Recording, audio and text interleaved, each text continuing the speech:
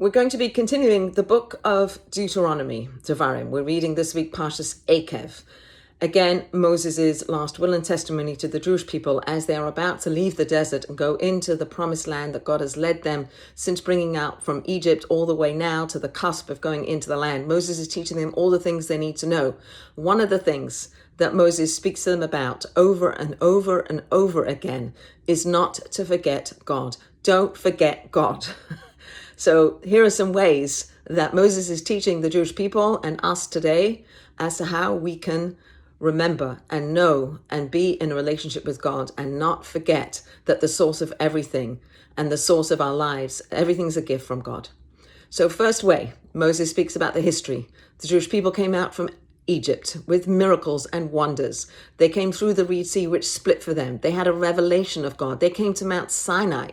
They had another revelation of God, giving of the Torah, the smashing of the tablets, the forgiveness that God gives the Jewish people, gets another set of tablets with travel with the people in the tabernacle as they go through the next 40 years to this point today. We learn about the manna that comes from heaven, that God gives them food in its right measure, that they have to trust and rely on God and that He will provide for them. They get the food in its right measure at the right time. They get water from the rock. They get protection of clouds. All these things that God provided, that they knew. It was such an overt and revealed relationship with God, and now it's going to change. It's going to be more hidden, like the world we live in, a hidden world where we have to look for God, where we have to find God. We can find God in history. We can find God in our daily lives. We can find God through the mitzvos. God gives us mitzvos, commandments, not commandments. They're connectors. They're way that we get into the flow. We combine our energies with God and we bring godliness into the world and we connect to God through the mitzvos.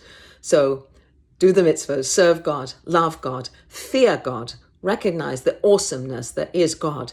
Don't lose sight of God.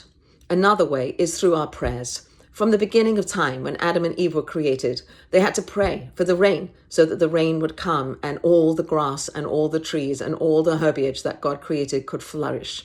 And so too the people in the desert looked up as the manna came down from heaven. And now they're going to go into the land of Israel where they have to pray for the rain to come and irrigate the land. Not like in Egypt where it flowed over from the Nile, but where they have to look up and pray for rain to come. And God promises that He'll bring the rain.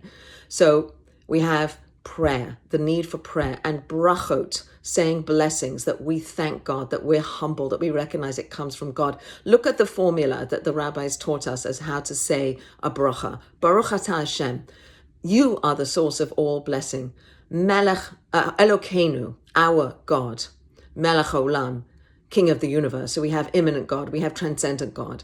This is the God that we are in relationship with forever. So follow God, love God, serve God. And then finally, God gives us the gift of the land where we get to live with all of its beauty, all of its bounty, and God will take care of us. Message is, don't forget God.